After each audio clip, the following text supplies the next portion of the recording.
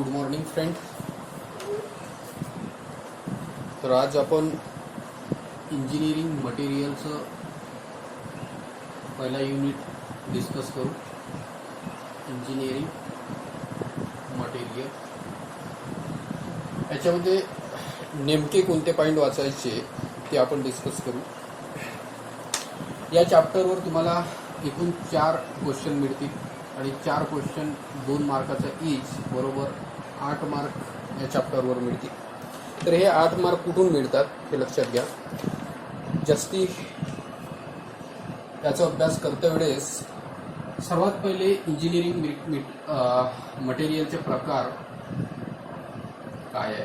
याच्यामध्ये 2 प्रकार येतात, ferrous metal and non ferrous.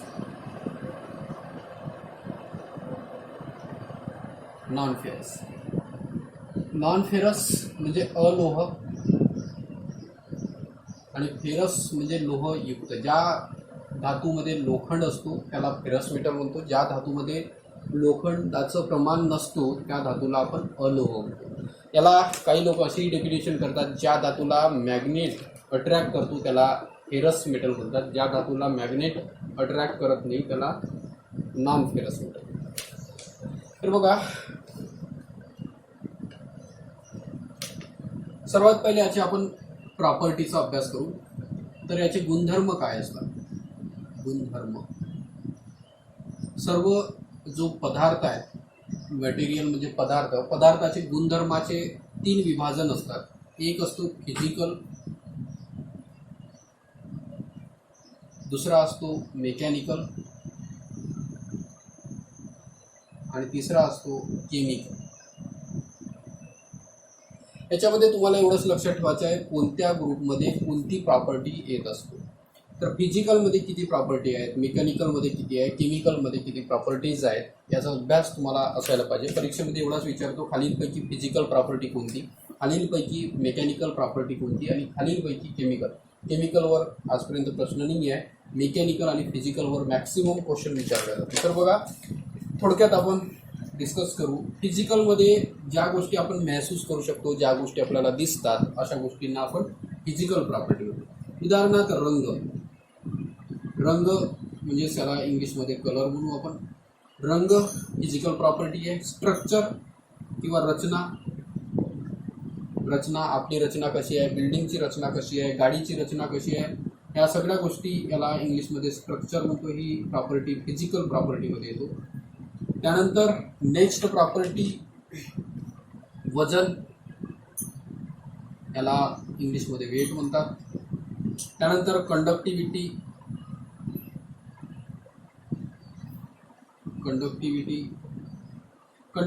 म्हणजे ज्या धातूमध्ये इलेक्ट्रिसिटी कंडक्टिव्हिटी, त्याच्यानंतर हीट कंडक्टिव्हिटी, अशी जे आहे उष्णता सामावून घेण्याची शक्ती, इलेक्ट्रिसिटी सामावून घेण्याची शक्ती ज्या धातूमध्ये असतं तिला फिजिकल प्रॉपर्टी म्हणतात. आणि नेक्स्ट आहे मॅग्नेटिझम. तर मॅग्नेटिझम म्हणजे ज्या धातूला मॅग्नेट अट्रॅक्ट करतो अशा प्रॉपर्टीला मॅग्नेटिझम म्हणतो. तर ह्या सर्व प्रॉपर्टी 1, 2, 3, 4, 5 प्रॉपर्टी तुम्हाला फिजिकल प्रॉपर्टीसाठी लक्षात ठेवायच्या आहे. त्यानंतर मेकॅनिकलमध्ये एक आहे हार्डनेस, सेकंड नंबरवर आहे सॉफ्टनेस, ब्रिटलनेस,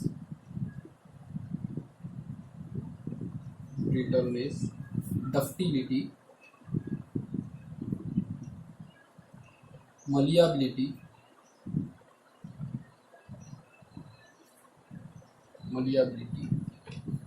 प्लास्टिसिटी,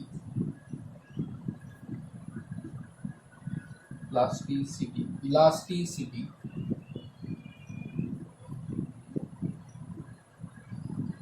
टेनासिटी आणि टफनेस.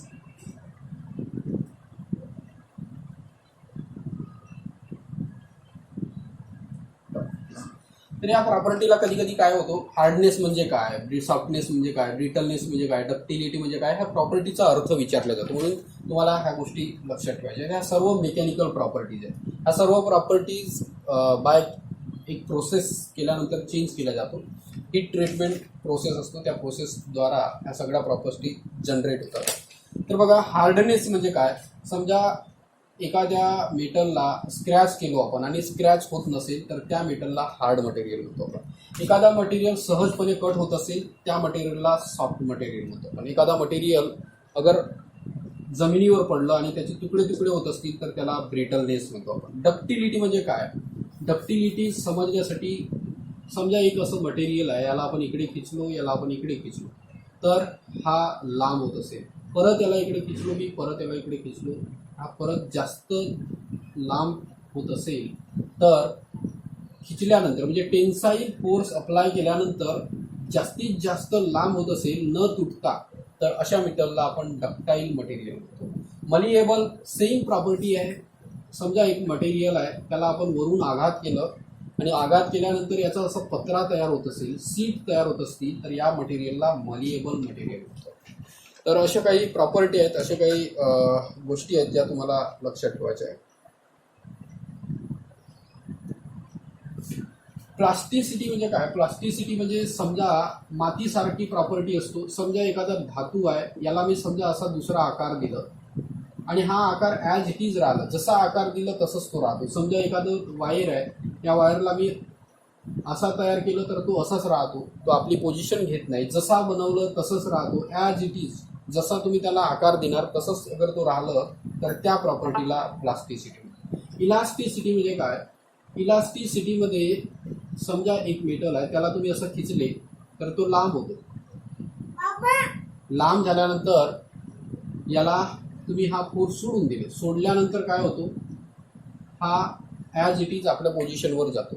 तर या पोझिशनला किंवा समजा फोर्स अप्लाय केला तर तो लांब होत असेल आणि फोर्स सोडून दिलं तर तो आपल्या पूर्वस्थितीमध्ये येत असेल तर अशा प्रॉपर्टीला इलास्टिसिटी म्हणतो. त्यानंतर टेनासिटी. टेनासिटी म्हणजे एखादा मटेरियल असेल, या मटेरियलवर तुम्ही असं ताण लावत असेल आणि हा जास्तीत जास्त ताण सहन करत असेल तर अशा गुणधर्माला टेनासिटी म्हणतो आपण. त्यानंतर टफनेस. समजा एखादा मटेरियल असेल आणि या मटेरियलला मार देत असो आपण, असं मार देत असो आणि हा मार सहन करण्याची ताकद असेल तर त्या पदार्थाला आपण म्हणतो टफनेस.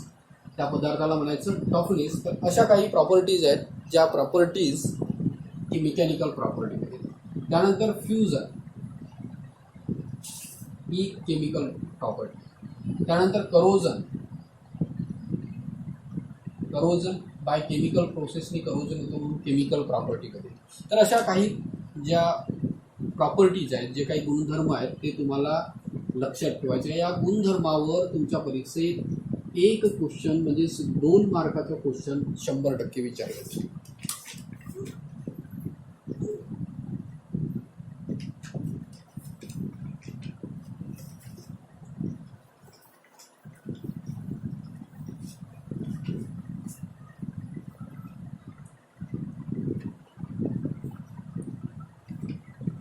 त्यानंतर कच्चा लोखंड. लोखंड कसा तयार होतो त्याच्याकडे थोडासा लक्षात घेऊ आपण.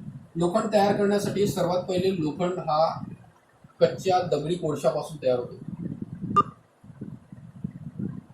दगडी कोळसा हा भरपूर प्रकारचा दगडी कोळसा असतो. तांबड्या रंगाचा हेमेटाइट नावाचा दगडी कोळसा असतो. तपकिरी रंगाचा लिमोनाईट, काळ्या रंगाचा मॅग्नेटाईट आणि कार्बोनाईट ह्या दगडी कोळसे आपल्या भारतामध्ये जास्तीत जास्त आढळतात.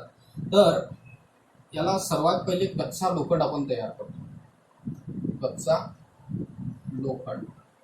तर या कच्चा लोखंड तयार करण्याच्या पद्धतीला आपण म्हणतो स्मेल्टिंग. Smelting process. तर ही स्मेल्टिंग प्रोसेस काय असतो एक सहजपणे आपण समजून घेऊ.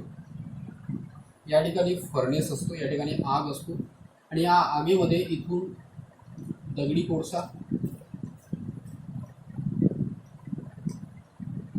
चुनखडी, चुना ज्याला म्हणतो चुनखडी आणि राखड, ह्या 3चा पीठ तयार केला जातो आणि तो पीठ एकत्र करून या ठिकाणाहून टाकले जातो. ह्या चालन असतात. ह्या चाळणीमध्ये गाळणीमध्ये जे काही मोठे धातू असतील किंवा मोठे तुकडे असतील ते बाहेर काढले जातात इथे फिल्टर करून करून या ठिकाणी टाकला जातो. इथं शुद्ध पावडर असतो.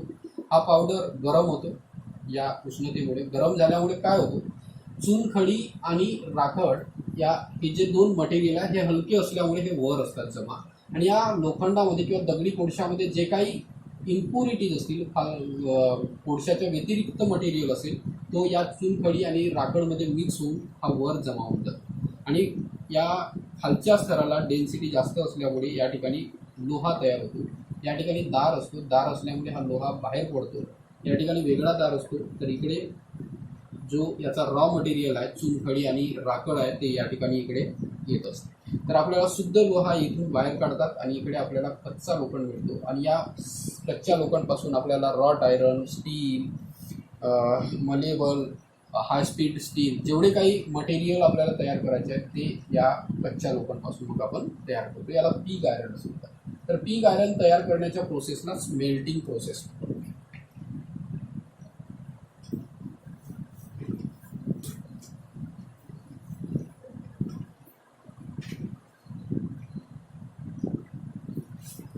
तसंच पिग आयरनमध्ये एक महत्त्वाचा पॉईंट आहे. पिग आयरनमध्ये कार्बन जो आहे, हा कार्बनचे प्रमाण 3 to 4%. आणि नेहमी विचारला जातो प्रश्न, पिग आयरनमध्ये कार्बनचे प्रमाण 3 to 4% असते. त्याच्यापासून आपल्याला याचे उपयोग जे आहेत, cast iron, wrought iron, steel तयार करण्यासाठी याचा उपयोग होतो.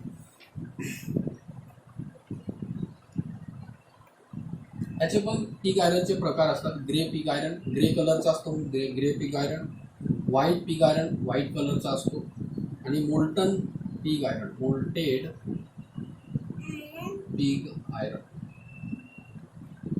अशा प्रकारचे पिग आयरन असतात. हा मोल्टेड पिग आयरन 1 ते 6 ग्रेडमध्ये असतो. 1 to 6 ग्रेडमध्ये आढळतो, ज्यामध्ये 0.3% कार्बन असेल तो 1 ग्रेडचा आहे, आणि 3% याच्यामध्ये ग्राफाईट असायला पाहिजे. समजा 0.4% कार्बन असेल तर ग्रेड नंबर 2, 0.5% कार्बन असेल तर 3 ग्रेड, 0.6 कार्बन असेल तर 4 ग्रेड, अशा प्रकारचे याचे ग्रेड्स तयार होतात. त्यानंतर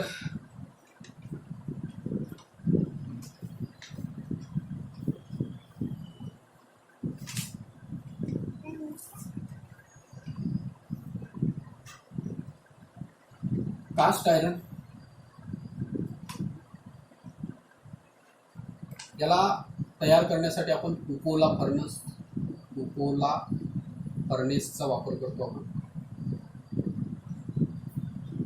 कुपोला फर्नेस, याच्यामध्ये कार्बनचे जे प्रमाण आहे, आणि नेहमी लक्षात ठेवायचं, कार्बनचे प्रमाण जे आहे 3 to 4% असतं.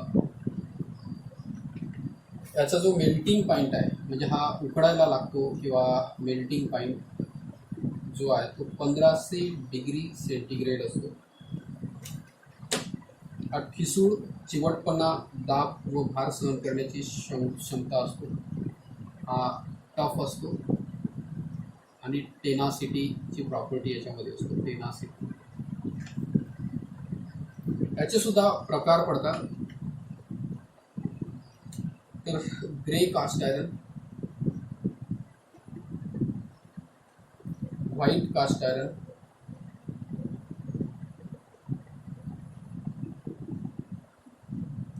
Molted cast iron,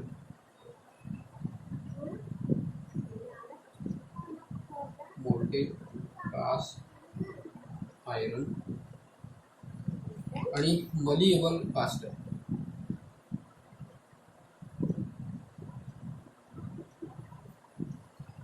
malleable cast iron असे 3 प्रकार असतात.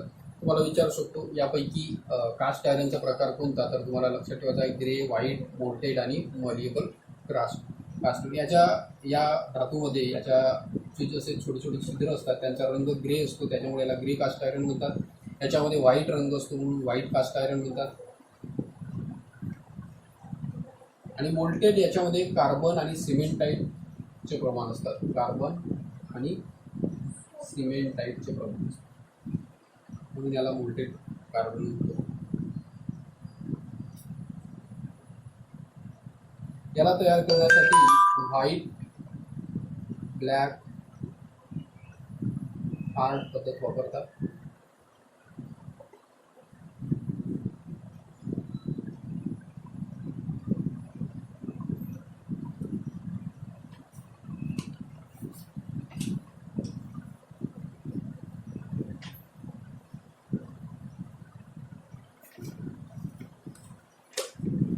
त्यानंतर रॉट आयरन.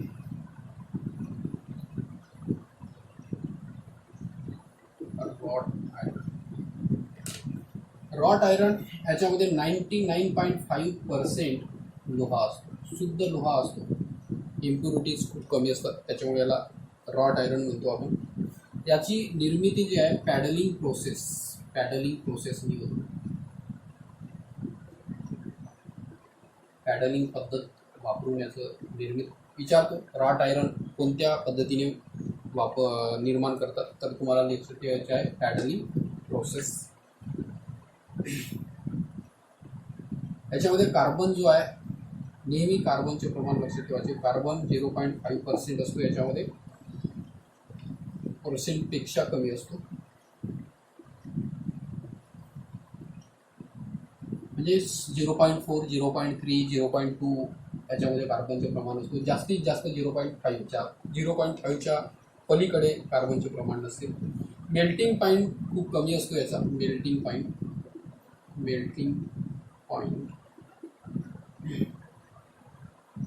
1500 डिग्री सेंटीग्रेड एवढा याचा मेल्टिंग पॉईंट असतो.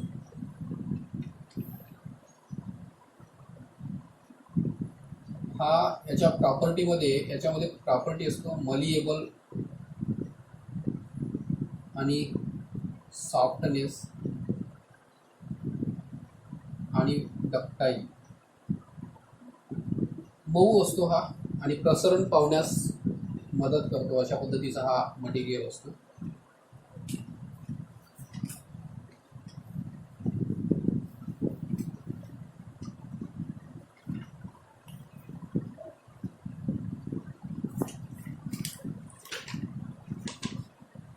त्यानंतर स्टील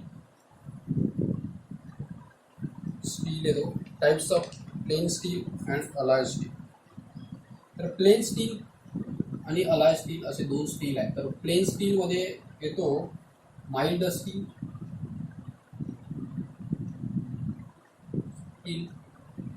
मीडियम कार्बन स्टील,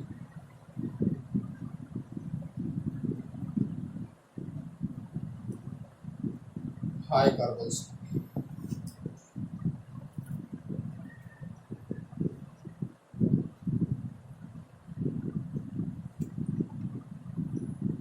याच्यामध्ये तुम्हाला कॉम्पोजिशन लक्षात ठेवायचं. माइल्ड स्टीलचे कॉम्पोजिशन काय आहे, त्याच्यामध्ये काय काय असतो, याच्यामध्ये काय असतो आणि याच्यामध्ये काय असतो. तुम्हाला हमेशा याच्यावर एक क्वेश्चन विचारले जाईल. तर प्लेन स्टीलचे माइल्ड स्टीलमध्ये काय असतो, मलिएबलमध्ये काय असतो, मीडियममध्ये आणि हायमध्ये काय असतो, हे लक्षात ठेवायचं आहे. सर्वात पहिले याचे कार्बनचे प्रमाण 0.1 ते 0.3% माइल्ड स्टीलमध्ये काढायचं. 0.3 टू 0.7% हा मीडियम कार्बन स्टीलमध्ये असतो आणि 0.7 टू 1.5% कार्बनचे जे प्रमाण आहे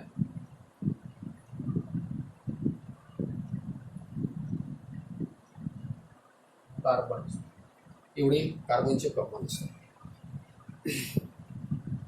त्यानंतर याचा उपयोग लक्षात ठेवायचे असतो. बघा, माइल्ड स्टीलमध्ये कार्बन असतो 0.1 टू 0.3%. त्याच्यानंतर मीडियम स्टीलमध्ये 0.3 टू 0.7%, हाय कार्बनमध्ये 0.7 टू 0.5%. त्यानंतर याचे उपयोग काय आहेत हे महत्त्वाचं आहे. उपयोग लक्षात ठेवायचा आहे. तर उपयोगमध्ये नेहमी लक्षात ठेवा, यामध्ये बायलर प्लेट्स तयार होतात, नड्या आणि पट्ट्या तयार होतात. मीडियम कार्बन स्टीलला स्प्रिंग तयार करू शकतो आपण. याचा स्प्रिंग, तार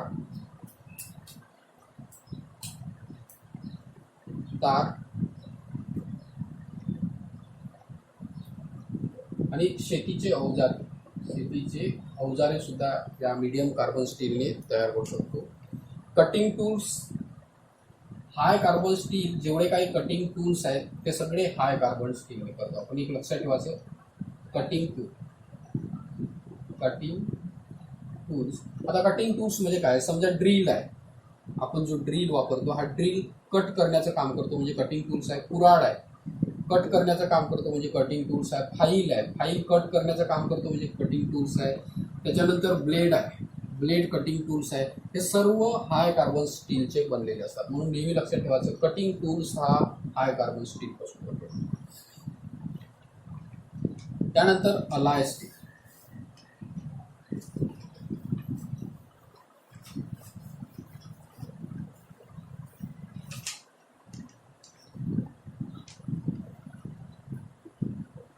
अलाय स्टील, याच्यामध्ये हाय स्पीड स्टील,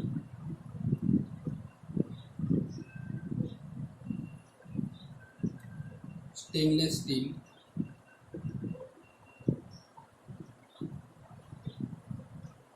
क्रोमियम स्टील,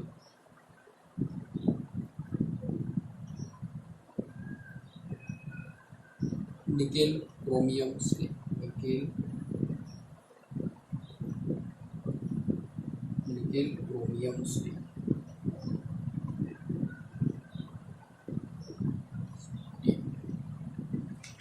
तर बघा, त्याचे कॉम्पोजिशन लक्षात ठेवा. कॉम्पोजिशन म्हणजे याच्यामध्ये काय आहे, सर्वात पहिले कार्बनचे प्रमाण 0.6% कार्बनचे प्रमाण असते. याच्यामध्ये 4% क्रोमियम असते. त्यानंतर 1.5% व्हॅनाडियम असते.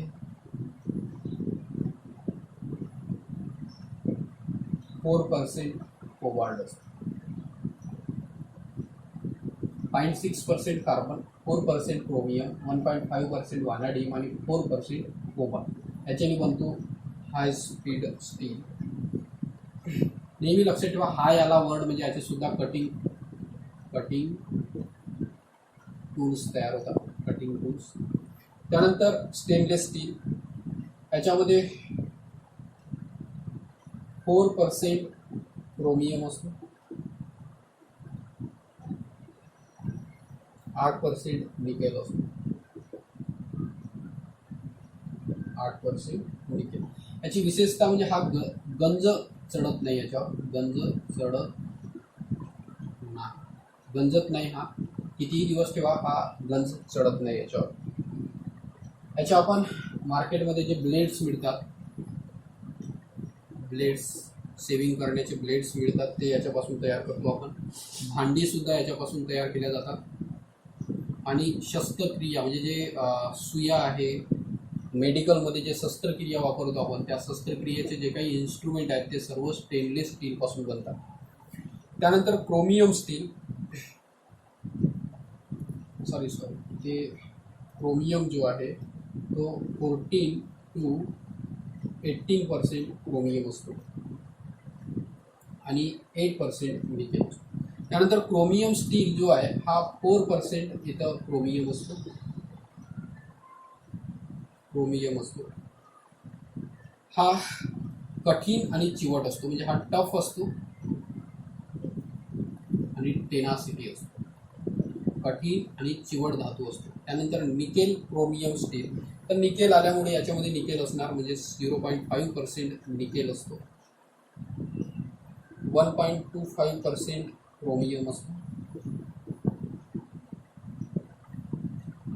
आणि 0.3% कार्बन असतो. त्याचा उपयोग जो आहे, निकेल स्टीलचा उपयोग जो आहे, हा उपयोग टर्बाइन ब्लेड्स,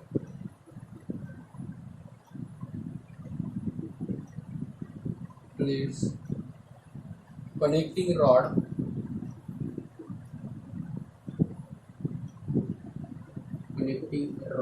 तयार करण्यासाठी होतो. टर्बाइन ब्लेड्स आणि कनेक्टिंग रॉड. टर्बाईन ब्लेड हा इलेक्ट्रिसिटी जिथे प्रोड्यूस होतो त्या ठिकाणी जो व्हील वापरला जातो तो अशा पद्धतीचा असतो. या ठिकाणी वॉटर जेट अप्लाय केला जातो, हा घुमला जातो. तर हे जे ब्लेड्स आहेत याला म्हणतात टर्बाईन ब्लेड, आणि हे टर्बाईन ब्लेड्स निकेल क्रोमियम स्टीलपासून तयार केले जातात.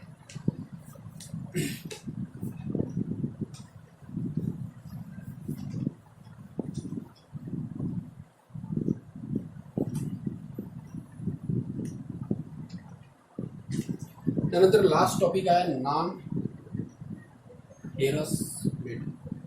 आतापर्यंत जे काही आपण बघितलं ते फेरस मेटल होत्या. आणि नॉन फेरस मेटल ज्याच्यामध्ये लोहा असत नाही अशा मेटलला आपण नॉन फेरस मेटल म्हणतो. जस्ट ॲल्युमिनियम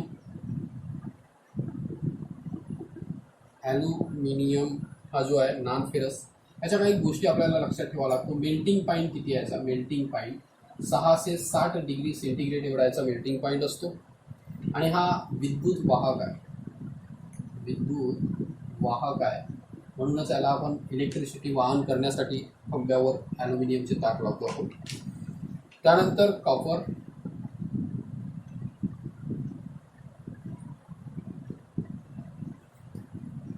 याचा जो मेल्टिंग पॉईंट आहे हा 1083 डिग्री सेंटीग्रेड एवढा आहे. याचे सुद्धा इलेक्ट्रिक तार तयार करतात. मोटार वगैरे आहे त्याच्या वायंडिंगसाठी कॉपरचे वायर यूज केला जातो. त्यानंतर येतो लीड.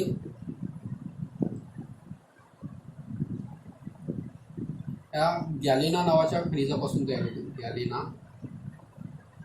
खनिजपासून तयार होतो. याचा जो मेल्टिंग पॉईंट हा 327 डिग्री सेंटीग्रेड एवढा आहे. आणि याचा उपयोग जो आहे बंदुकीच्या गोळ्या तयार होतात. त्यानंतर 4th पॉईंट आहे झिंक.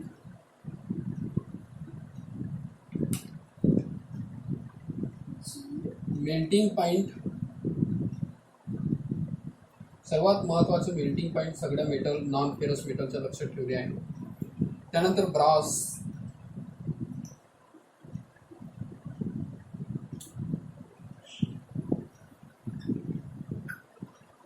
हा कापर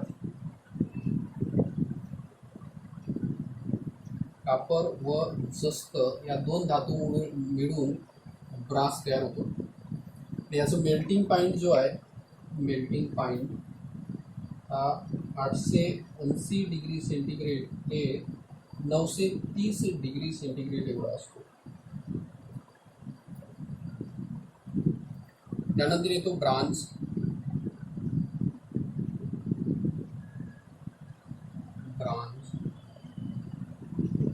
ब्रांचमध्ये 90% तांबा असतो, जवळजवळ तांबाच असतो ब्रांच. आणि 10% प्रथिल असतो.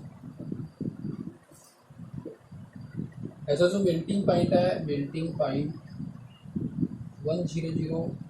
डिग्री सेंटीग्रेड एवढा असतो. त्यानंतर येतो गन मेटल.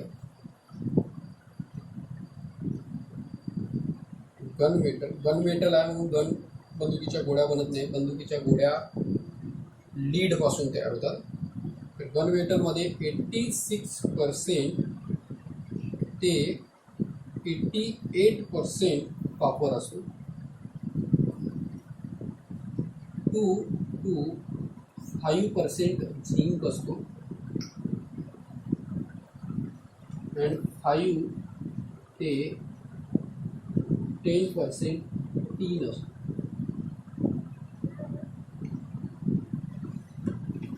तर अशा पद्धतीने सगळं टॉपिक आपण कव्हर केलं. या टॉपिकवर तुम्हाला जवळजवळ 4 मार्काचे क्वेश्चन मिळतील. एक क्वेश्चन 2 मार्कचं म्हणजे 8 मार्क जवळजवळ या एका नोट्सवर तुम्हाला मिळतील. एवढ्या गोष्टीवर तुम्ही अभ्यास केले तर 8 मार्क मिळतील.